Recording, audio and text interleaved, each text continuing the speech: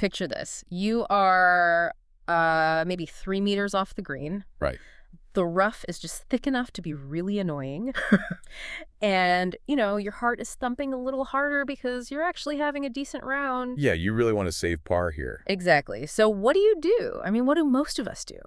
You reach into the bag, you grab your most lofted, highly angled wedge, you take this massive swing, and, well, you just pray for a miracle. We have definitely all been there. It feels less like an athletic endeavor and more like pulling the lever on a slot machine. Oh, for sure. It's total gambling. Right. So, welcome to the deep dive. Today, we're looking at a comprehensive manual that basically wants to completely dismantle that anxiety. Yeah, it's a fascinating read. It really is. We are exploring a highly specific, repeatable scoring method called pitch and roll, and our mission today is to figure out how this system takes you away from that emotional, feel-based guesswork and, transforms your short game into a ruthless, measurable science. It really is a paradigm shift.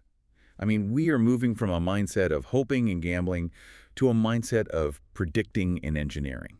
Which is huge. It is. And what makes this material so compelling is that it's not just a list of, quick golf tips. Yeah. It is a masterclass in risk management, physics, and, surprisingly enough, neurobiology. Yeah, that neurobiology part blew my mind. But I want to start right there with that shift from gambler to engineer.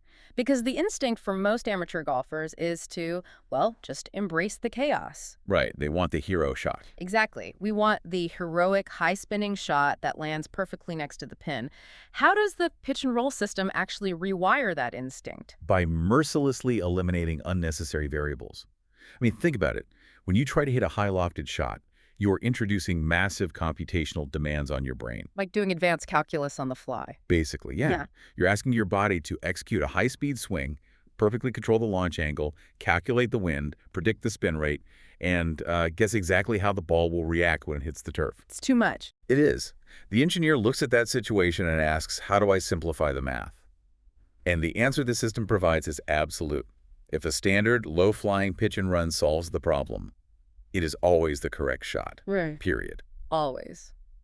Which brings us to the decision-making matrix. Because before you even address the ball, you have to select a tool. Right. And this manual outlines a risk hierarchy that, frankly, hurts the ego of a lot of golfers. Oh, it really does. The primary rule of the short game in this system is just 2 words. Putter first. Yeah, and it hurts the ego because, chipping looks athletic. Putting from off the green feels like, admitting defeat to some players. Like you're taking the easy way out. Exactly. But mathematically, the putter carries the lowest possible risk. I mean, the ball is already on the ground.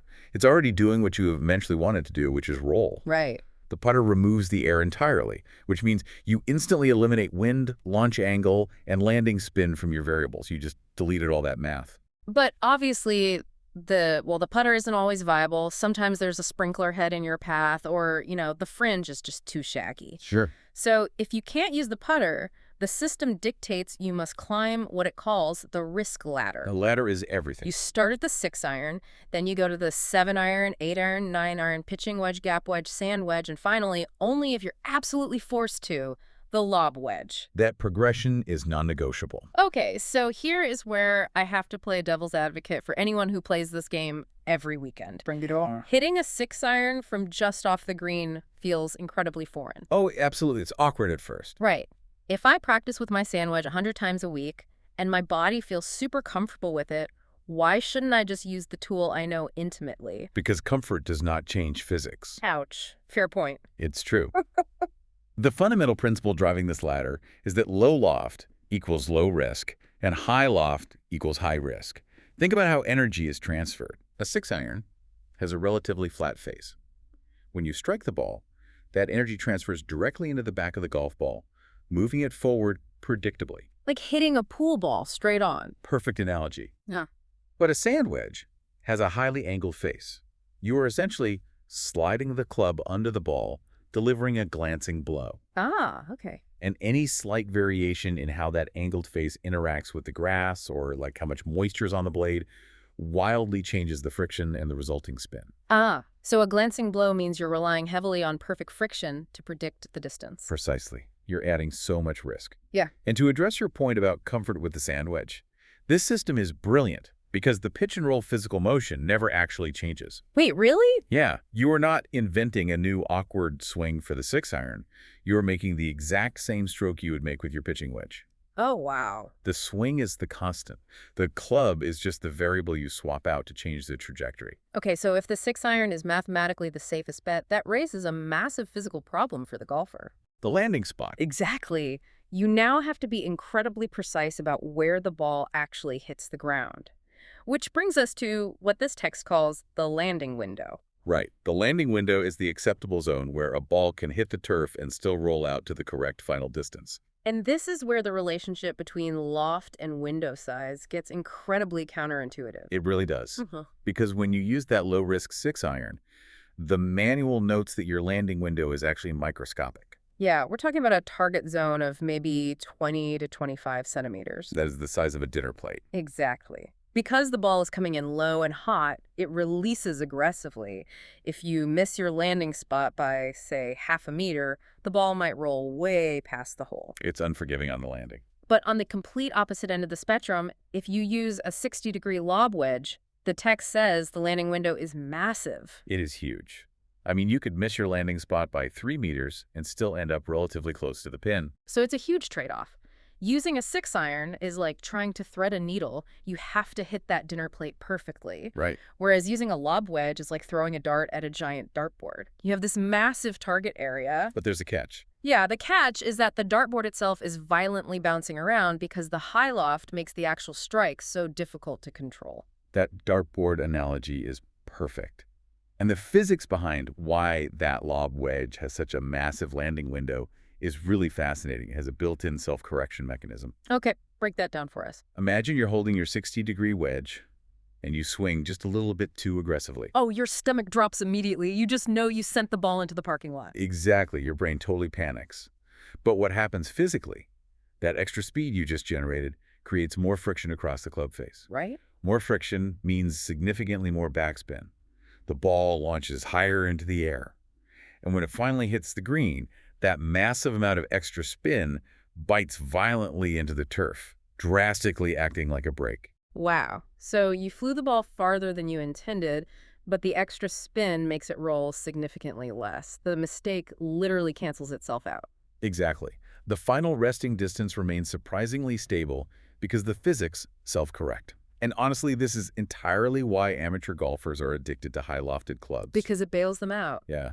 Their brains subconsciously realize the landing window is bigger, it feels emotionally safer. But remember the risk ladder. Right, the glancing blow. Exactly. Relying on that self-correction means you are relying on making high-speed, perfect contact with a glancing blow under pressure. When the pressure is on and your hands get tight, you will eventually chunk it into the dirt or blade it across the green. Which proves exactly why the system demands the low loft option whenever the terrain allows. 100%. So if the math says the 6-iron or pitching wedge is our safest bet and the landing window dictates our target, the immediate question becomes physical. How do we actually deliver the club head to the ball to hit that tiny 20-centimeter window consistently? This is where we move from theory straight into biomechanics, the physical discipline of the setup and the motion. Yeah, the text lays out a highly regimented setup. Let's use a right-handed golfer as the reference here. Sure. You start with the ball in the middle of your stance, but the visual key is that the ball should visually point to the outside edge of your left hip. Right. Your stance is slightly open, the club shaft is centered, hands are just slightly ahead of the ball, and it issues a massive warning here. Absolutely no backward shaft lean and no scooping. You are locking the geometry in place. By keeping the hands slightly ahead and referencing that left hip, you are ensuring the club strikes the ball first, compressing it against the turf. You're taking the hands out of it. Exactly. Your posture and your grip pressure must remain identical whether you're holding a 6-iron or a gap wedge. And then we get to the motion itself. It describes a really rhythmic, athletic move. Very fluid. You take the club back with light resistance, feeling it supported rather than just, violently yanking it back. Right. No snatching. Then, as you move forward, you soften into your knees and you extend through impact. Now, that word extend is doing a lot of heavy lifting here. The text specifically states this prevents the frantic hand-flipping motion that ruins most short games. Yeah, let's define what flipping actually is because it destroys consistency. Flipping is when your wrists break down as you hit the ball. Like a scooping motion. Yeah, you're essentially trying to soup the ball into the air with your hands. When you do that, you are drastically changing the dynamic loft of the club at the exact moment of impact. Which is terrifying. It is. You might turn your pitching wedge into a 7-iron or into a lob wedge all in a fraction of a second. By powering the swing with your chest rotation and extending your arms fully through the shot, you deliver the club face with absolute stability. But the most counterintuitive part of this entire physical motion is the head discipline. Oh, this is the hardest part for people. The manual is incredibly strict about this. It states, you must not look up early. You have to wait until your right shoulder physically reaches your chin before you allow your eyes to track the ball to the landing window. It feels terrible at first. I mean, I feel like every golf coach in the world screams at you to keep your head down, but waiting for your shoulder to hit your chin, that feels like an eternity. You're staring at empty grass while the ball is already gone. Yeah, it does feel super weird. So why does keeping your head locked down actually improve your distance control? It goes entirely back to the kinetic chain. Humans are visually dominant creatures. We crave immediate feedback, right? Oh, yeah. We want to see where it went. So our instinct is to look up the millisecond we hit the ball. Okay. But the cervical spine, your neck, is connected directly to your thoracic spine, your upper back. Okay. The moment you lift your head to look up, your spine angle changes. You pull right out of your posture. And what happens to the rotation? It completely stalls. When your posture lifts, your chest stops rotating toward the target. Oh. Yeah. Your arms and the club are still moving at high speed, but the body has stopped clearing out of the way. So, to prevent the club from slamming into the ground, your brain sends an emergency signal to your hands. Flip the wrists. Exactly. Flip the wrist to save the shot. Wow. So looking up early directly causes the frantic hand flipping we just talked about avoiding. Yes. Early looking ruins your sequence entirely. By forcing your head to stay down until the right shoulder literally, physically rotates under your chin and pushes your head up, you are guaranteeing that your chest and upper body have rotated fully through the impact zone. That is brilliant. Stable rotation means stable loft. Stable loft means predictable distance. Okay, that makes incredible sense. So we have this flawless robotic setup on the practice green. But the golf course is a chaotic environment. Oh, very chaotic. You rarely get a perfect, flat, fluffy lie. How does this pitch and roll system adapt when you find yourself in a terrible lie? It adapts by changing the parameters, not the principles. The core goal remains identical. You want a stable, delivered loft and a predictable rollout with minimal spin. You want to keep the golf ball quiet. Right, keep it quiet. Let's walk through those parameter adjustments. If you have a clean lie, it's standard. Ball in the middle, pitching wedge is your default club. Yep. But let's say the ball is sitting down in some nasty, patchy rough.